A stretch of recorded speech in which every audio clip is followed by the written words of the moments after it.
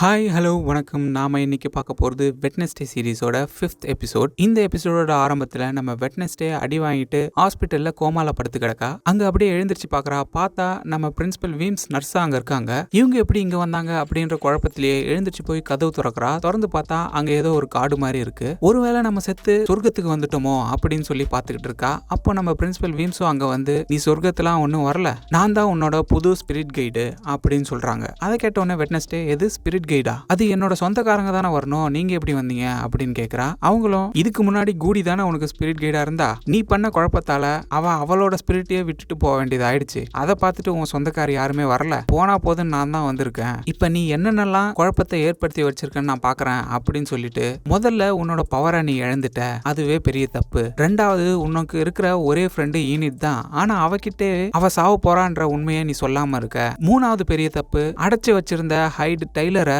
வெளியே திறந்து விட்டு மத்த எல்லாருக்கும் ஆபத்தை விளை வச்சிருக்க. இந்த மாதிரி உன் வாழ்க்கையில நடக்கிற பிரச்சனைகளுக்கு காரணமே நீதான் அப்படின்னு சொல்றாங்க. அதை கேட்ட நம்ம வெட்னஸ்டே, அதெல்லாம் இருக்கட்டும், நீங்க என்னோட பவரை திரும்பி கொடுத்தீங்கன்னா இது எல்லாத்தையும் நான் சரி பண்ணிடுவேன் அப்படின்னு சொல்றா. அதுக்கு வீம்ஸும், இங்க பாரு, நான் ஒன்னும் உன்னோட விளக்க தேய்ச்ச உடனே வர ஜீனி கிடையாது, நினைச்ச உடனே உனக்கு பவரை கொடுக்கறதுக்கு. உன்னோட பவர் உன்னோட எமோஷனலா கனெக்ட் ஆயிருக்கு, அதை நீயா தான் ரியலைஸ் பண்ணணும் அப்படின்னு சொல்லிடுறாங்க. அதை கேட்ட வெட்னஸ்டேவும், உன்னால பவரை கொடுக்க முடியாதுன்னா அப்புறம் எதுக்கு இங்க இருக்கீங்க, நான் கிளம்புறேன் அப்படின்னு சொல்லிட்டு போறா. வீம்ஸும் அப்போ வந்து, சரி ஓகே, நீ தூங்குனது போதும், எழுந்திருச்சுக்கோ அப்படின்னு சொல்றாங்க. அப்படியே நம்ம வெட்னஸ்டேவும் கோமால வந்து முழிச்சுக்கிறா. இந்த பக்கம் நம்ம ஜூடி பிரஸ் எல்லாத்தையும் கூப்பிட்டு வில்லோ ஹில்ல என்ன நடந்துச்சுன்னு சொல்லிக்கிட்டு இருக்கா. அப்போ இங்கிருந்து நிறைய பேஷண்ட்ஸ் வெளியில தப்பிச்சு போயிட்டாங்க, முக்காவாசி பேரை நாங்க பிடிச்சிட்டோம், எல்லாரும் பாதுகாப்பா தான் இருக்காங்க அப்படின்னு சொல்லி பிரஸ் கிட்ட சொல்லிடுறா. போலீஸும் வந்து, ஒரு 3 ஆபத்தானவங்க தான் வெளியில இருக்காங்க. ஒன்னு நம்ம ஃபெஸ்டர், ரெண்டாவது அந்த ஸ்லர்ப்ன்ற ஐசக், மூணாவது நம்ம டெய்லர். இவங்க 3 பேருமே நாங்க சீக்கிரமா முடிச்சிருவோம், நீங்க எதுக்கும் பயப்பட வேணாம் அப்படின்னு சொல்றாங்க. அப்படியே ஜூடி கிட்ட வந்து, இந்த மாதிரி வெட்னஸ்டே ஹாஸ்பிட்டல் எழுந்திருச்சிட்டாலாம், நீங்க ஏதாவது அவ மேல கம்ப்ளைண்ட் கொடுக்குறீங்களா அப்படின்னு சொல்லிட்டு கேக்குறாங்க. அதுக்கு ஜூடியும், இல்ல நான் எதுவும் கம்ப்ளைண்ட் கொடுக்கல, நீங்க எந்த ஆப்ஷனும் எடுக்க வேணாம் அப்படின்னு சொல்லிட்டு இவளே ஒரு கில்லரை ரெடி பண்ணி அங்கிருந்து தப்பிச்சு போன அவுட்காஸ்ட் மெம்பர் எல்லாரையும் கொல்ல சொல்லிடுறா. அவனும் எல்லாரையுமே கொன்னுறான். அந்த கடைசி செல்ல இந்த 1938ன்ற பேஷண்ட்டை மட்டும் இன்னும் தேடிக்கிட்டு இருக்கான். சீக்கிரமா அவளையும் கொன்னுடு அப்படின்னு சொல்லிட்டு நேரா வெட்னஸ்டேவை பார்க்க ஹாஸ்பிட்டலுக்கு வராங்க. அவகிட்ட ஒரு பொக்கேவை கொடுத்து, இது வரைக்கும் நமக்குள்ள பிரச்சனை ஆயிடுச்சு, இனிமே என்னோட விஷயத்துல தலைவிடாத அப்படின்னு சொல்றாங்க. வெட்னஸ்டேவும், அப்படியா, நீங்க பண்ண ரிசர்ச்சை பத்தி ஷெரீஃப்க்கு தெரியுமா, தெரிஞ்சா என்ன ஆகும் அப்படின்னு ஜூடி கிட்ட சொல்றா. அப்ப ஜூடியும், நாங்க பண்ண இந்த ரகசிய ஆராய்ச்சி எல்லாத்தையுமே நான் மூடி மறைச்சிட்டேன், இனிமே யாரும் அதை கண்டுபிடிக்க போறது இல்ல, என் அப்பாவோட இத்தனை வருஷம் ஆராய்ச்சியை நீ கெடுத்துட்ட, இருந்தாலும் நான் உன் மேல கம்ப்ளைண்ட் கொடுக்காம உன்னை காப்பாத்தி இருக்கேன், அதனால இனிமே என்னோட விஷயத்துல தலையிடாத அப்படின்னு சொல்றாங்க. அதுக்கு வெட்னஸ்டேவும், சரி ஓகே, அந்த கடைசி செல்ல இந்த 1938 பேஷண்ட் யாரு அப்படின்னு கேக்குறா. அதை கேட்ட உடனே நம்ம ஜூடியும் ஷாக் ஆயிடுறா. அப்போ வெட்னஸ்டேவும், இப்ப தெரியுதா உன்னோட ரகசியம் எல்லாம் இன்னும் வெளியில தான் இருக்கு அப்படின்னு சொல்லிட்டு அங்கிருந்து வெளியே வரா. அப்போ அங்க இருக்கிற நர்ஸ் ஒருத்தவங்க வந்து ஒரு பொக்கே கொடுக்குறாங்க. அதுல நீயும் வீணிதும் இன்னைக்கு சாக போறீங்க அப்படின்னு எழுதிருக்கு. யார் கொடுத்ததுன்னு பார்த்தா நம்ம டெய்லர் தான் கொடுத்திருப்பான். அப்படியே அவனை துரத்திட்டு போறா. அவனும் இவ கண்ணில் மாட்டாம அங்க ஒழிஞ்சுக்கிறான். அப்படியே நேரா கிளம்பி இவளோட ரூம்க்கு வரா. ரூம்க்கு வந்து பார்த்தா அங்கேயும் வீம்ஸ் இருக்காங்க. அப்போ ஈனிது வந்து இவகிட்ட உடம்புலாம் எப்படி இருக்கு அப்படின்னு சொல்லி விசாரிச்சுட்டு இருக்கா. ஆனா நம்ம வெட்னஸ்டே வீம்ஸ் கிட்ட, எதுக்காக என் ரூம்க்கு வந்தீங்க அப்படின்னு சொல்லி கேட்கறா. ஆனா நம்ம ஈனிதால வீம்ஸை பார்க்க முடியல, ஒருவேளை மண்டையில் அடிபட்டு ஏதாவது ஆயிடுச்சோ அப்படின்னு சொல்லிட்டு கேட்கறா. நம்ம வெட்னஸ்டேவும், அதெல்லாம் ஒண்ணும் இல்ல, நீ உடனே உன்னோட திங்ஸ் எல்லாத்தையும் எடுத்துக்கிட்டு கொஞ்ச நாளைக்கு உன் வீட்டுக்கு போயிடு, ஏன்னா இந்த டைலர் நம்ம 2 பேரையும் கொல்ல போறதா என்கிட்ட சொல்லியிருக்கான், கண்டிப்பா நம்மளை கொல்றதுக்கு இங்க வருவான், அதை நான் ஃபேஸ் பண்ணிக்கிறேன் அப்படின்னு சொல்றா. அதுக்கு ஈனிதும், முதல்ல அவன் தப்பிச்சதே உன்னாலதான், நீ என்னத்தை ஃபேஸ் பண்ணுவ அப்படின்னு கேட்கறா. அதுக்கு வீம்ஸும், அவ பேசுறது கரெக்ட் தான் அப்படின்றாங்க. உடனே ஈனிதும், இங்க பாரு, நான் ஆல்ரெடி அவன் கூட ஒரு தடவை சண்டை போட்டிருக்கேன், திரும்பவும் சண்டை போறதுக்குலாம் எனக்கு ஒன்றும் பயம் கிடையாது அப்படின்றா. உடனே வெட்னஸ்டே, போன வாட்டி நீ தப்பிச்சது கேல்பின் வந்து அவனை சுட்டதால தான், இல்லனா அன்னைக்கே உன்னை டெய்லர் பிச்சு போட்டுட்டு இருப்பான், அது மட்டும் இல்லாம இன்னைக்கு பௌர்ணமியும் கிடையாது, உன்னால நினைச்சாலும் உல்ஃபா மாற முடியாது அப்படின்றா. ஈனிதும் கடுப்பாயி, என்ன இருந்தாலும் அப்போ நான் தானே என்னோட உயிரை பணைய வச்சு உன்னை காப்பாத்த ட்ரை பண்ணேன், என்ன என்னால காப்பாத்திக்க முடியும், நீ ஒன்னும் எனக்கு ஹெல்ப் பண்ண தேவையில்ல அப்படின்னு சொல்லிட்டு அங்கிருந்து வெளியே போயிடுறா. அப்படியே நம்ம வெட்னஸ்டேவும் என்ன பண்றதுன்னு யோசிச்சுட்டு வெளியில வந்துட்டு இருக்கா. அப்போ அவங்க ஸ்கூல்லயும் இறந்து போனவங்களுக்காக ரிமெம்பரன்ஸ் டேன்னு சொல்லிட்டு ஒரு டேவை செலிப்ரேட் பண்றதுக்கு ரெடி பண்ணிக்கிட்டு இருக்காங்க. அப்போ நம்ம வீம்ஸும், என்னோட கலர் எங்க இருக்கு, எல்லாரும் வத்தி வச்சு ரொம்ப ஃபீல் பண்றாங்களா அப்படின்னு சொல்லிட்டு கேட்கறா. வெட்னஸ்டேவோ, இங்க பாரு, சும்மா பேசிட்டே இருக்காதீங்க, என்னோட பவர் உங்களால கொடுக்க முடிஞ்சா கொடுங்க, இல்லனா இங்க இருந்து கிளம்புங்க, உங்களால எனக்கு எந்த யூஸும் இல்ல அப்படின்றா. அப்போ அங்க நம்ம பிரின்சிபலும் எல்லாருக்கும் டி-ஷர்ட் எடுத்து தூக்கி போட்டுட்டு, இந்த மாதிரி இன்னைக்கு ரிமெம்பரன்ஸ் டேக்கு ஒரு ஃபங்க்ஷன் இருக்கு, எல்லாரும் வந்து தவறாம கலந்துக்கணும், உங்க எல்லாருக்கும் சாப்பாடு அரேஞ்ச் பண்ணிருக்கேன் அப்படின்னு சொல்லி ஜாலியா பேசிட்டு இருக்கான். அதை பார்த்த வீம்ஸும், செத்தவங்களை பத்தி பேசும்போது இவன் ஏன் சிரிச்சு பேசிட்டு இருக்கான் அப்படின்னு சொல்லி அவனை திட்டிட்டு இருக்காங்க. அப்படியே நம்ம வெட்னஸ்டேவும் அவங்க கிட்ட போய், இந்த மாதிரி இந்த டேவை கொண்டாட வேண்டாம், நீங்க இந்த ஈவெண்ட்டை கேன்சல் பண்ணிடுங்க காப்பாத்துங்க, ஏன்னா டைலர் கண்டிப்பா இங்க வருவான், அது இங்க இருக்கிற எல்லாருக்குமே ஆபத்து அப்படின்னு சொல்றா. ஆனா நம்ம பிரின்சிபலோ அதெல்லாம் கேன்சல் பண்றது ஈஸி இல்ல, நிறைய ஸ்பான்சர்ல தான் வந்து கலந்துக்க போறாங்க, அது மட்டும் இல்லாம நம்ம ஸ்கூல் ஃபுல்லாவே அவுட் காஸ்ட் தான் இருக்கும், எதுக்காக அவனை பார்த்து பயப்படணும், அதோட ஹைட பத்தி நல்லா தெரிஞ்ச நம்ம மியூசிக் டீச்சர் கேப்ரியும் இருக்காங்க அப்படின்னு சொல்றான். அதை கேட்ட உடனே எது மியூசிக் டீச்சருக்கு ஹைட பத்தி தெரியுமா, அப்படின்னா நான் அவங்க கிட்ட போய் பேசி ஆகணும் அப்படின்னு சொல்லிட்டு நேரா அவங்க ரூமுக்கு வரா. அப்போ நம்ம கேப்ரியும் அவங்க கிட்ட வந்து ஏன் திங்ஸ் எடுத்து என்ன பண்ணிட்டு இருக்க அப்படின்னு கேக்குறாங்க. வெட்னஸ்டேவும் உங்களுக்கு ஹைட பத்தி நிறைய தெரியுமாமே எப்படி அப்படின்னு சொல்லிட்டு கேக்குறா. அதுக்கு அவங்களும் என்னோட பாய் ஃப்ரெண்ட் ஒரு ஹைட் தான், அதனால தான் எனக்கு நல்லா தெரியும், இந்த ஆம்பளை ஹைடு எல்லாத்துக்குமே கண்டிப்பா மாஸ்டர் இருந்தாகணும், அப்படி இல்லைன்னா அந்த ஹைடு எல்லாமே பைத்தியம் பிடிச்ச மாதிரி ஆயிடும், ஆனா ஒரு பொண்ணு ஹைடுக்கு அதெல்லாம் தேவையில்லை, அது எப்பவுமே ஒரு ஆம்பளை ஹைடை விட பவர்ஃபுல்லா தான் இருக்கும் அப்படின்னு சொல்றாங்க. அதை கேட்ட உடனே நம்ம வெட்னஸ்டேவும் சரி ஓகே இருக்கு நம்மளே மாஸ்டர் ஆயிடலாமே அப்படின்னு சொல்லிட்டு யோசிக்கிறா. இந்த பக்கம் நம்ம பக்ஸ்லியும் அவனோட பெட் ஸ்லர்ப் இல்லாம ரொம்ப சோகமா உட்காந்துட்டு இருக்கான். அதை பார்த்து அவங்க அப்பாவும் வந்து நீ வச்சிருந்தது மனுஷங்களை சாப்பிடுற ஒரு பெட்டு, அது நம்ம ஃபேமிலிக்கு வேணா நார்மலா இருக்கலாம், இந்த மக்களுக்கு அது சாதாரணம் இல்ல, நீ ஒன்னும் கவலைப்படாத, இருந்தாலும் நான் உனக்காக அந்த ஸ்லர்ப்பை தேடலாம் அப்படின்னு சொல்லிட்டு ரெண்டு பேரும் போய் காட்டுக்குள்ள தேடிக்கிட்டே இருக்காங்க. ஆனா எவ்வளவு தேடியும் கிடைக்கல. அப்போ அங்க இருக்கிற மக்கள் எல்லாருமே மாறுவேஷம் போட்டுக்கிட்டு பக்கத்துல இருக்க எக்ஸிபிஷனுக்கு போயிட்டு இருக்காங்க. சரி நம்மளும் போலான்னு சொல்லிட்டு அவங்களும் அப்படியே கிளம்பி போறாங்க. இன்னொரு பக்கம் அந்த கில்லரும் கடைசி செல்ல இருந்த அந்த 1938 பேஷண்ட்டை தேடிக்கிட்டு ஒரு டனல்குள்ள வரான். அந்த டனல்குள்ள ஆல்ரெடி நம்ம டெய்லர் மாஸ்டர் இல்லாம கிறுக்கு பிடிச்ச மாதிரி அவங்க அப்பா வந்து இவனை திட்டுற மாதிரி ஃபீல் பண்ணி தனியா பேசிக்கிட்டு இருக்கான். அந்த இடத்துக்கு அந்த கில்லரும் வரான். அப்படியே அவனையும் மான்ஸ்டரா மாறி கொன்னுடுறான். நம்ம ஸ்லர்ப்பும் சத்தம் கேட்டுட்டு அந்த டனல்குள்ள வந்து அங்க இருந்து அவனோட மூளையை சாப்பிட்டுட்டு அவன் கையில வச்சிருந்த அந்த கடைசி செல்ல இருந்த 1938 பேஷண்டோட போட்டோவை பார்த்துட்டு ரொம்பவே ஃபீல் பண்ணுது. நம்ம வெட்னஸ்டேவும் அப்படியே தானிலோட புக் எல்லாத்தையும் படிச்சு இந்த டெய்லரை எப்படி நம்ம கண்ட்ரோல் பண்ணி அவனுக்கே மாஸ்டர் ஆவறதுன்னு தேடிக்கிட்டு இருக்கா. அப்போ நம்ம வீன்ஸும் தானிலோட போட்டோவை பார்த்துட்டு இவ ஒருத்திய நான் டீச்சரா ரெக்ரூட் பண்ணதால என்னோட மொத்த பேருமே இந்த ஸ்கூல்ல டேமேஜ் ஆகி போய் கிடக்கு அப்படின்னு சொல்லி ஃபீல் பண்ணிட்டு இருக்காங்க. அப்போ நம்ம வெட்னஸ்டேவோட அம்மாவும் அங்க வந்து உங்ககிட்ட நான் கொஞ்சம் பேசணும்ன்றாங்க. அப்போ அப்படியே கொஞ்சம் அந்த இடத்த நல்லா சுத்தி பார்த்துட்டு இந்த இடத்துல வீன்ஸோட ஸ்மெல் வந்துட்டே இருக்கு, அவளை நான் ரொம்ப மிஸ் பண்றேன் அப்படின்னு சொல்றாங்க. அதுக்கு நம்ம வெட்னஸ்டேவும் வேணும்னே ஆமா பாவம் தனியாவே கடந்து செத்து போயிட்டாங்க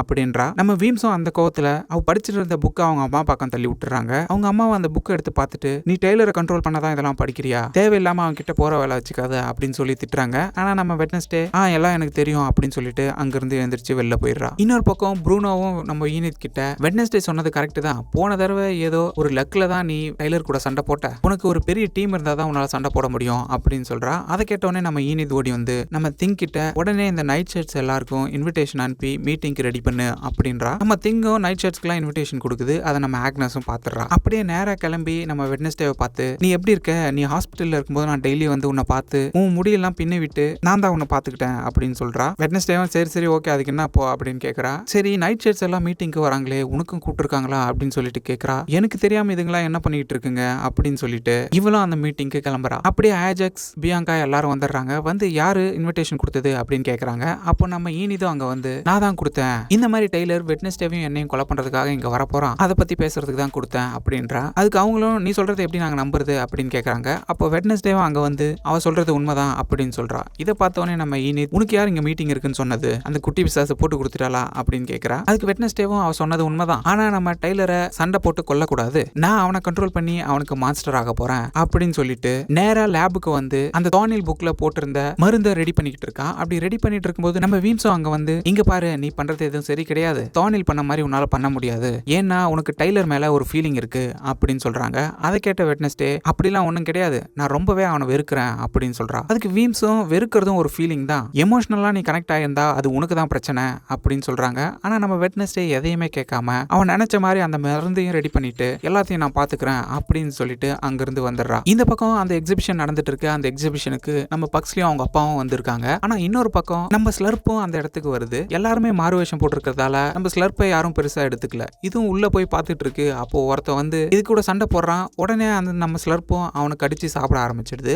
அதை பார்த்து எல்லாருமே அங்கிருந்து ஓட ஆரம்பிச்சிடுறாங்க. போலீஸ்க்கும் இன்ஃபார்ம் பண்ணிடுறாங்க. இதை பார்த்துட்டு நம்ம பக்ஸ்லியும் இது ஸ்லர்ப்பா தான் இருக்கும் அப்படின்னு சொல்லிட்டு உள்ள வந்து பாக்குறான். பார்த்தா அது ஆல்ரெடி ஒருத்தனோட மூளையை சாப்பிட்டுட்டு இருக்கு. அப்படியே இவனோட பவரை யூஸ் பண்ணி அதை அட்டாக் பண்றான். நம்ம ஸ்லர்ப்பும் முதலா இவன் கிட்ட பேச வருது. இந்த மாதிரி நீ தான் என்ன காப்பாத்தி எனக்கு 2வது வாழ்க்கை கொடுத்துருக்க, என்ன தயவு செஞ்சு இங்க இருந்து தப்பிக்க விட்டுரு, நான் இங்கிருந்து போயிடுறேன் அப்படின்னு சொல்லிட்டு கேக்குது. இவனும் சரி ஓகேன்னு வேற வழியா தப்பிச்சு போக விட்டுறான். போலீஸும் ஃப்ரண்ட் டோர்ல அதுக்காக வெயிட் பண்ணிட்டு இருக்காங்க. அப்படியே நம்ம ஸ்லர்ப்பும் சைட்ல தப்பிச்சு போகுது. அப்படி போகும்போது நம்ம பக்ஸ்லியோட அப்பாவும் அந்த ஸ்லர்ப்பை பாத்துறாரு. அப்படி பார்க்கும் பார்க்கும்போது அது நல்லா வளர்ந்துருக்கிறதால இப்பதான் இவருக்கு அந்த ஸ்லர்ப் யாருன்னே தெரியுது. அப்படியே நம்ம பக்ஸ்லயும் வெளியில வந்து நான் உள்ள போய் பார்த்தேன், அது வேற வழியா தப்பிச்சிச்சு அப்படின்னு சொல்றான். அதுக்கு அவங்க அப்பாவும் சரி ஓகே பரவாயில்ல விடு அப்படின்னு சொல்லி சமாதானப்படுத்துறாரு. வீட்டுல நம்ம வெட்னஸ்டேவோட அம்மாவும் தனியா இருக்காங்க. அப்போ அந்த கடைசி செல்ல இந்த 1938 பேஷண்ட் அங்க வந்து இவங்கள பார்த்து நீ எப்படி இருக்க, நல்லா இருக்கியா, இதான் உன் வீடா அப்படின்னு சொல்லிட்டு பேசுறாங்க. அதை பார்த்து நம்ம வெட்னஸ்டே அம்மாவும் ரொம்ப ஷாக் ஆகி நீ செத்து போயிட்டேன்னு உன்னோட சாவுக்குலாம் நாங்க வந்தோமே அப்படின்னு சொல்லிட்டு சொல்றாங்க.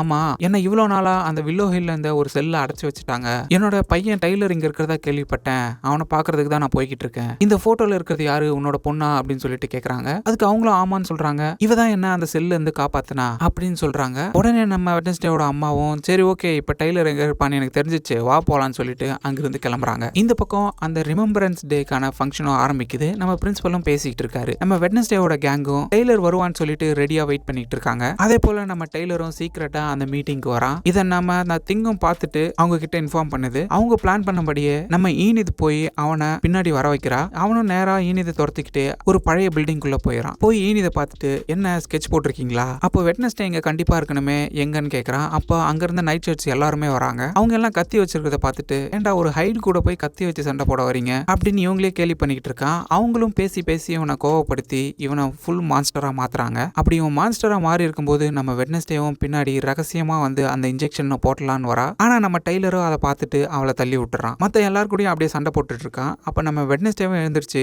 இந்த மாதிரி உனக்கு என் மேல கிரஷ் இருக்குதானே அப்படின்னு சொல்லிட்டு பேசி பேசி அவனை மேனிபுலேட் பண்ணி அவன் மேல இன்ஜெக்ஷன் போட்டுடலான்னு வரா. அதுக்குள்ள இன்னொரு ஹைடும் அங்க வந்துருது. வந்து நம்ம டைலரையும் தள்ளி விட்டுட்டு நம்ம வெட்னஸ்டேவை அட்டாக் பண்ண போது அப்போ வெட்னஸ்டேவோட அம்மாவும் வந்து இங்க பாரு பிராங்கோய்ஸ், நம்ம டீல் படி நடந்துக்கோ அப்படின்னு சொல்றாங்க. அப்போ அந்த ஹைடும் பார்த்துட்டு வெட்னஸ்டேவை அட்டாக் பண்ணாம அங்க இருந்த டெய்லரை அப்படியே கூட்டிட்டு வெளியில போயிடுது. நம்ம வெட்னஸ்டேவும் எழுந்திருச்சு வந்தது யாரு, டெய்லரோட அம்மாவா அப்படின்னு கேக்குறா. ஆமா அது அவங்க அம்மா தான். இந்த மாதிரி இங்க இருக்க யாரையும் அட்டாக் பண்ணாம டெய்லரை கூப்பிட்டுட்டு வெளியில போயிடணும்னு சொல்லியிருக்கேன், அதுதான் எங்களோட டீல் அப்படின்னு சொல்றா. அதுக்கு வெட்னஸ்டேவும் ஒரு ஹைடு கிட்ட டீல் போட்டிருக்கீங்களே அதை ஃபாலோ பண்ண நீங்க நம்புறீங்களா அப்படின்னு கேக்குறா. அதுக்கு அவங்களும் கண்டிப்பா நம்புறேன், ஏன்னா நான் டீல் போட்டது ஹைடு கிடையாது ஒரு அம்மா கிட்ட அப்படின்னு சொல்றாங்க. அப்படியே வீட்டுக்கு வந்ததுக்கு அப்புறம் நம்ம வெட்னஸ்டேவும் அப்பாவும் வந்து இவ்வளவு நாளா நம்ம பையன் வச்சிருந்த அவனோட பெட் ஸ்லர்ப் யார் தெரியுமா, அது ஐசக் தான் அப்படின்னு சொல்றாரு. அதுக்கு இவங்களும் இவ்வளவு நாளா நம்ம இறந்துட்டான்னு நினைச்சிட்டு இருந்த பிராங்கோய்ஸும் உயிரோட தான் இருக்கா அப்படின்னு சொல்றாங்க. ஏன்னா அவங்க ரெண்டு பேருமே இவங்க ஸ்கூல் படிக்கும்போது இவங்க கூட படிச்சவங்க. அப்படியே இந்த பக்கம் நம்ம ஈனித் இவ்வளவு நடந்தாலும் அவளோட டான்ஸ் பிராக்டிஸ் பண்ணிட்டு இருக்கா. அப்படி பண்ணிட்டு இருக்கும்போது